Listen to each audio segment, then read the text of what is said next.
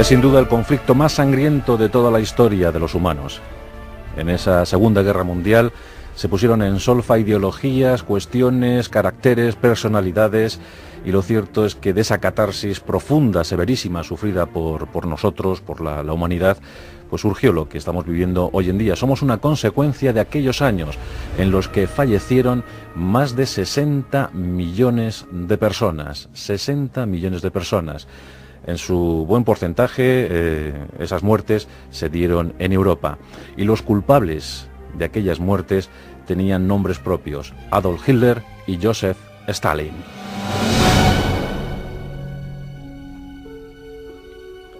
Realmente el causante de la guerra a nadie escapa que fue Adolf Hitler, el jefe de los nacionalsocialistas, un hombre atormentado desde su mismísima infancia, y es que albergaba una secretísima duda. Como sabéis, Hitler nació en Brennau, en una localidad austríaca, el 20 de abril de 1889. Desde bien pequeñito quiso ser artista, asunto que entraba en clara contradicción con los intereses paternos. Su padre le maltrataba constantemente, le sometía a crueles castigos, decía que su hijo era ciertamente un inútil. Por eso Adolf Hitler se abrazó a su madre Clara, la quería con absoluta locura. Solo en ella encontraba sosiego, solo en ella encontraba el cariño deseado.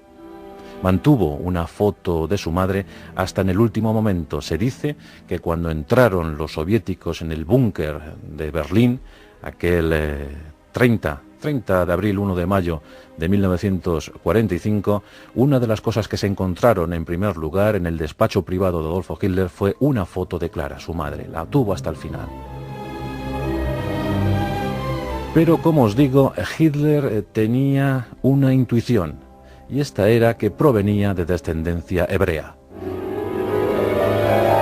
Él que tanto odió a los judíos, él que mandó a la cremación, él que incineró a 6 millones de seres humanos, a 5.978.000 judíos, él siempre sospechó que tenía sangre judía, que el esencial líquido que corría por sus venas tenía origen en los judíos. ¿Y esto por qué? Es muy curioso, es una historia tremendamente curiosa. Su abuela servía en casa de unos grandes señores hebreos, unos señores judíos. Su abuela quedó embarazada, pero nunca quiso decir quién era el padre. Y nació el padre de Adolfo Hitler, el progenitor de Adolfo Hitler, nacido de madre soltera y de padre incógnito. La morfología de Hitler era también muy peculiar, no era de la raza aria, eso es evidente. Y él creía que incluso su nariz daba a entender ese origen judío, y siempre pensó que su abuela había tenido algo que ver con alguno de aquellos judíos a los que servía, y que por eso nunca quiso revelar el auténtico padre. El abuelo paterno de Hitler bien pudo ser judío. Son curiosidades y paradojas de la historia. Él que tanto odio demostró hacia la población hebrea, hacia la población semita, siempre pensó en su fuero interno que acaso su abuelo paterno había sido judío, era judío. La verdad es que Hitler lo pasó muy mal en su infancia, pero también en su juventud. Una vez instalado en Viena, intentó ingresar en la Academia de Arte, pero fue rechazado en 2 ocasiones. ¿Y por qué?, os preguntaréis. ¿No era mal paisajista? Esta era la cuestión, que solo pintaba paisajes. Era incapaz, no podía retratar a nadie, no podía reflejar en sus cuadros seres humanos. Era algo superior a sus fuerzas. Y por esta cuestión en la academia rechazaron la solicitud del joven Adolf Hitler. ¿Cómo hubiese cambiado la historia, verdad? Si hubiese sido capaz de retratar una imagen, una efigie humana. Pues no, era incapaz, no podía, le superaba. Malvivió por las calles vienesas y en esas mismas calles, avenidas, contactó con el mundo judío. Le llamaba mucho la atención, ya os digo cuál era su temor, y era nada más y nada menos que pertenecer a esa raíz. Y comenzó a leer los panfletos, los periódicos judíos, y empezó a elaborar una secreta conspiración en su mente. Cuando llegó la liberación para Adolf Hitler, que ya se pensaba o se creía inútil, ya creía que su padre tenía razón, pues con el estallido de la Primera Guerra Mundial. Ahí es donde realmente Hitler encontró su momento de auge, su momento de expansión. En la guerra se sintió feliz. Hay un dato espectacular, estremecedor. La mortandad en las trincheras era terrible. La vida de un soldado no superaba una expectativa de 6 meses. Sin embargo, Adolf Hitler, que sirvió como enlace, como mensajero, de cualquier forma, de cualquier situación, de cualquier oficio, pues Adolf Hitler participó en más de 50 batallas. Su regimiento fue deshecho una y otra vez. Y es más, esa unidad militar alemana tenía un altísimo porcentaje de bajas, tanto que llegaron a pensar que estaba maldita. Bien, pues uno de los pocos supervivientes fue Adolf Hitler. Sobrevivió una y otra vez. Eso le hizo pensar que había sido elegido por la divinidad, que realmente su misión tenía o iba a tener trascendencia.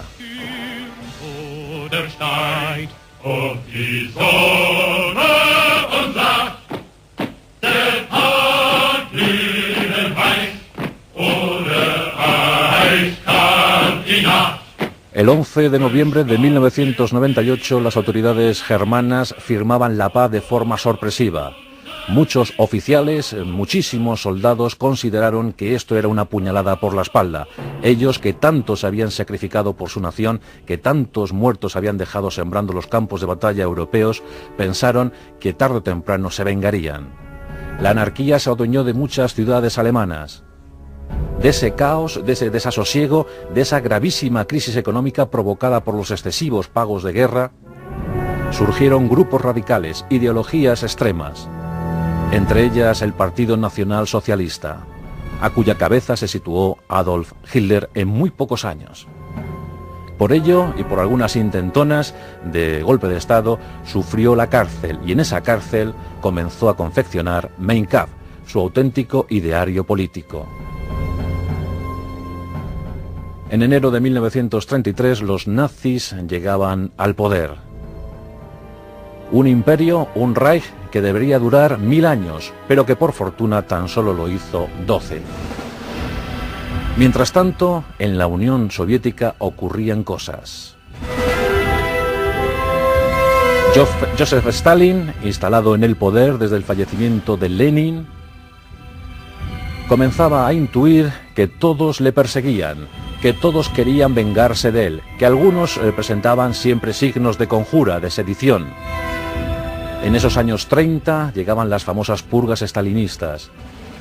Millones de seres humanos sucumbieron víctimas del dictador cruel y sanguinario. Se comenta que si Adolf Hitler llevó la tumba por su mano a más de 10 millones de seres humanos, entre judíos y sometidos, al margen quedaron, claro está, los fallecidos en combate, las víctimas civiles de los bombardeos, pues se calcula que 10 millones de seres humanos murieron por culpa, por mano directa de Adolf Hitler. Bien, pues en el caso de Stalin esta cifra se dobló, solo en el transcurso de estos años. En el verano de 1937, Stalin, paranoico, absolutamente paranoico a decir de los psiquiatras, pues decretó el fusilamiento de miles de personas. En la Plaza Roja de Moscú, esos fusilamientos alcanzaron la cifra asombrosa de 1.500, 2.000 personas diarias. Esto ocurría en 1937, pero previamente Stalin había dejado ya un reguero de sangre. Un hombre pues atormentado también desde la infancia, aquí coincide con Hitler, su padre le maltrataba una y otra vez. Joseph Stalin, nació contrahecho, con ciertos problemas de movilidad, incluso por accidentes en su brazo izquierdo. La verdad es que tenía ciertos complejos de inferioridad ante los demás, y eso posiblemente le hizo ser más agresivo. Pensaron para Joseph que debería ser el seminario lugar donde redimirse de tantas y tantas contrariedades. Y en efecto, estuvo 5 años en el seminario, estuvo a punto de algún día ordenarse sacerdote, pero no lo hizo. Le expulsaron por ser un ser absolutamente radical, por ser personaje absolutamente radical. Una leyenda también muy oscura la de Stalin en cuanto a su familia. Su primera mujer falleció por tifus, le dejó un primogénito, Yakov, y este chico tiene una historia tristísima. Yakov con el tiempo se alistaría en las filas del Ejército Rojo, participó en la batalla decisiva de Stalingrado, y ya sabéis que en esa batalla Stalin y Hitler batieron no solamente sus armas, sus ejércitos, sino también sus personalidades. La ciudad, que llevaba nombre del dictador soviético, recibió una orden tajante. Aquellos ejércitos que iban a envolver Stalingrado no deberían retroceder o entregarse al enemigo jamás. El que se dejase capturar o el que huyese ante las balas alemanas sería considerado traidor y por tanto moriría fusilado. Yakov pertenecía a las unidades soviéticas que atacaban Stalingrado, pero tuvo el infortunio de caer prisionero de los alemanes. Estos, una vez conocedores de quién tenían, del cautivo tan ilustre que tenían en sus manos, no decidieron otra cosa sino intentar un canje. Comunicaron a los mandos soviéticos que tenían a Yakov Stalin, tenían al hijo de Stalin, y que le podrían cambiar por algunos oficiales de alta graduación, preferentemente de las SS. La noticia fue comunicada de inmediato a Stalin y este dijo, sin inmutarse: no tengo ningún hijo que se llame Yakov. Consideró a su hijo traidor a la patria, por el simple hecho de haber sido capturado por el enemigo. Stalin fue un hombre durísimo, durísimo. Su segunda esposa, Nadia, también sufrió su inclemencia. Nadia le dio 2 hijos, un chico y una chica, pero siempre fue sometida a constantes vejaciones, insultos, vilipendios. La cosa alcanzó el punto culminante en 1932, cuando ella, en una fiesta del Partido Comunista, pues comenzó, como siempre, a ser menospreciada en público por parte de Stalin. Al fin, Stalin cogió un cenicero colmado de colillas y ceniza y se lo arrojó a la cara a su esposa. La vergüenza para Nadia fue total, y después de soltarle algún improperio, y muy bien hecho, se retiró, regresó a casa. Al día siguiente apareció muerta. Dicen que se pegó un tiro en el corazón. Lo cierto es que Nadia, al margen si se suicidó por su mano o la suicidaron, había dejado una carta escrita en la que denunciaba todos los avasallamientos de su marido. Había admirado a Stalin como gobernante, pero como hombre le despreciaba. También hay un capítulo oscuro en la vida de Hitler. Aquí vamos contrastando, ¿no?, biografías. La primera novia de Hitler también apareció muerta en extrañas circunstancias en su apartamento, justo antes de iniciar su relación con una modelo alemana que representaba a la perfección el perfil de la raza aria. La modelo se llamaba Eva Braun, una mujer que también fue despreciada constantemente. Eva Braun también admiraba al personaje. Ella se sabía al lado, o al menos lo dejó escrito en sus memorias, se sabía al lado del hombre más importante del mundo, así le denominaba, pero que la tenía abandonada a su suerte, que ni siquiera salían públicamente, ni siquiera había paseos para disfrutar de una primavera o de un otoño.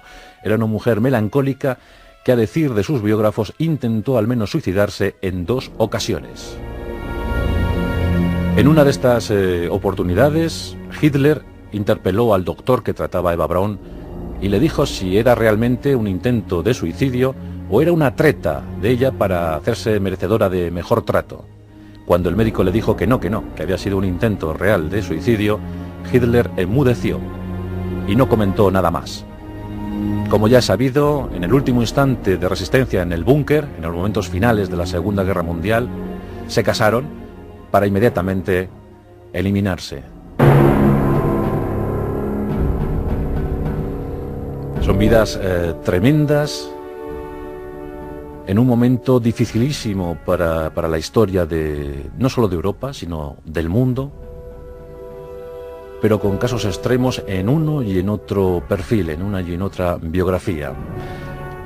Curiosamente, Hitler consideraba que el más loco en aquel cuadro de gobernantes de la Segunda Guerra Mundial no era Stalin, sino Churchill. Winston Churchill decía a sus allegados que jamás haya visto a un estratega tan imbécil, que todo el que conociera a Churchill debería pensar de inmediato que era un loco y que estaba llevando a su país a la ruina, a la absoluta ruina. Los improperios emanados desde la boca de Adolf Hitler contra Churchill son realmente para confeccionar un reportaje extensísimo. Pero aquí la sorna del premier británico imperó ante todo. Después de escuchar una de las habituales soflamas contra él lanzadas por Hitler, Winston Churchill dijo una frase célebre desde entonces.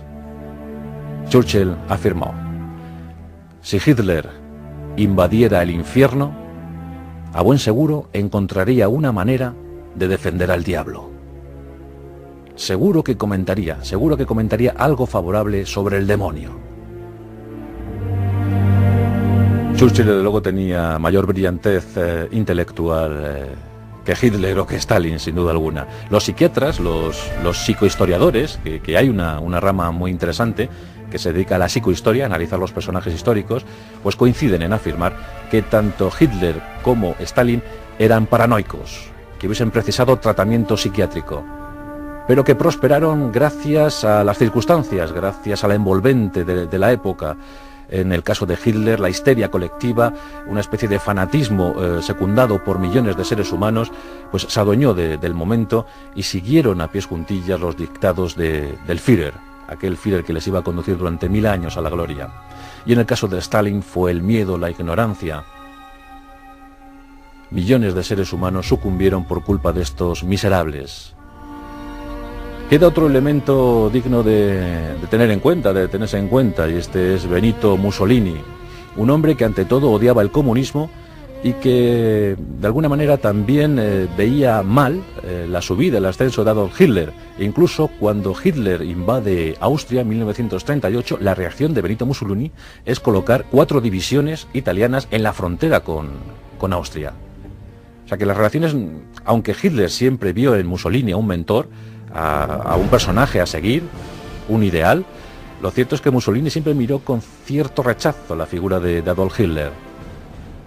Mussolini había nacido 10 años antes que Hitler, en 1879, y la verdad es que también tiene cosas interesantes porque era hijo de un socialista acérrimo. Por tanto, Mussolini en sus años jóvenes, siguiendo el modelo paterno, pues militó en la extrema izquierda. Fue un extremista radical. Pensaba que la violencia ante todo. Y bueno, pues finalmente otra catarsis sufrida en la Primera Guerra Mundial, en el estallido de un obús que mató a muchos menos a él, aunque él quedó malherido con 40 fragmentos, 40 esquirlas que se incrustaron en su cuerpo. Pues él consideró también que había sido de alguna manera elegido para la gloria, y al poco de finalizar esa Primera Guerra Mundial fundó el Fastio, el partido fascista. La peripecia de Mussolini también es digna de un pasaje de la historia, y algún día nos detendremos en él. Pero sí que es cierto que cuando murió, víctima de los partisanos, en aquella plaza pública de Milán, donde fue colgado, pues ese 28 de abril impactó de tal manera a Hitler que decidió no correr la misma suerte de su otrora amigo. Y posiblemente la muerte violenta de Mussolini a manos de los partisanos provocó o desencadenó el ya premeditado suicidio de Hitler. En fin, que durante unos años la humanidad estuvo en manos de gente desequilibrada, de auténticos dementes. Por fortuna, ya han pasado más de 60 años. Ojalá que esto nunca se repita.